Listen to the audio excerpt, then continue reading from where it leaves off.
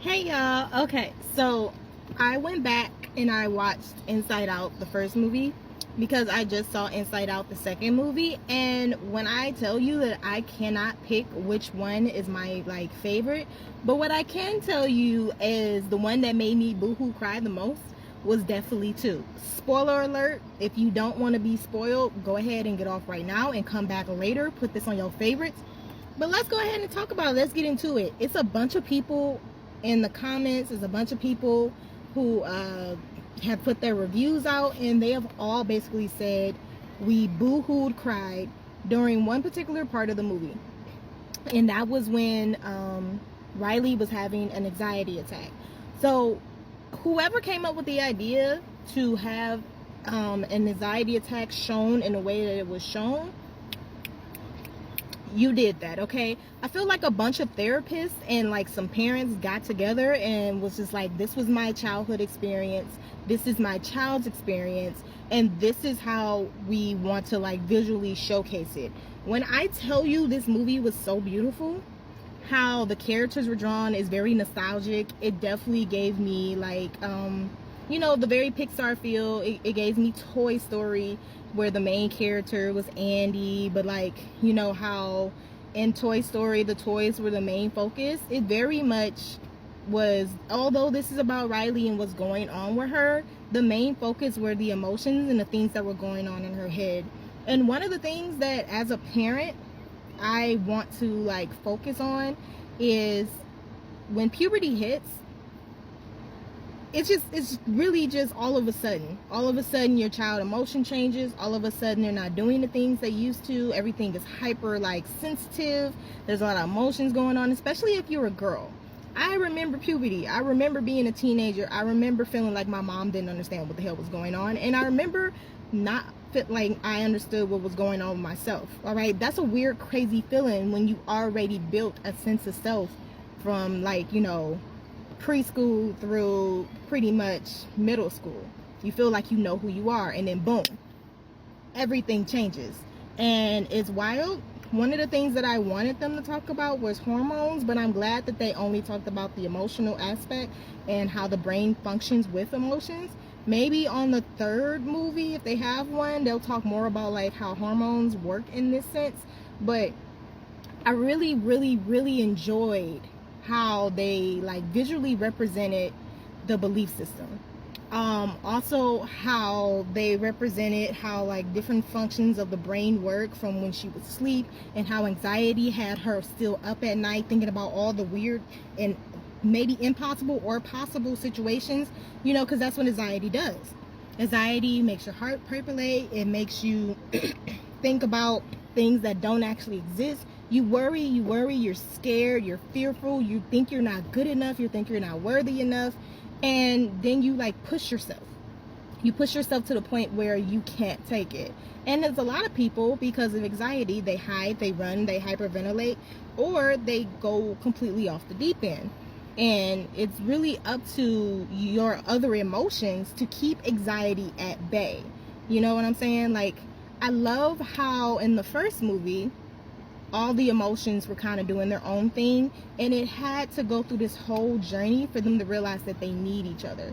And everybody focuses so much on wanting to be happy, because happiness is that feel-good feeling, right? You want to be happy, you want to feel joy all the time. And in part two, the breakdown of joy basically is like, I'm tired of y'all complaining. Of course I'm delusional. How else could I function if I'm supposed to be happy, I'm supposed to be joyful, but everybody around me is complaining, and the things that are happening in my life aren't exactly helpful and joyful. So in that moment, Joy distribute different emotions herself, and I love that, because everything is not just one picture, it's not just black and white.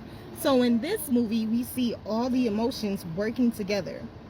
Okay, and then puberty hits and everything skyrocketed. Okay, suddenly anger was heightened, even sadness was heightened.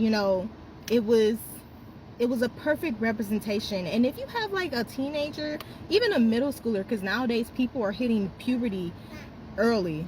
Like, some girls are getting their like periods at like age of 9, so you have to have certain conversations not only the sex talk, but you have to have conversations about like how things might feel, how things might change at an earlier age. And this movie is a perfect conversation starter.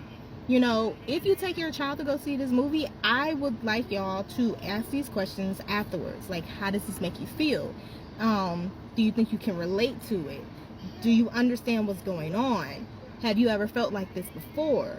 Why did Riley do this to her friends? Like, I also enjoyed envy, okay? So I didn't expect them to have envy and wee wee as emotions, but it's perfect. Like, they had boredom in there, because we do have that point as a child. You're bored with everything. You feel like luster. You don't care. You're just like, you're trying to be cool.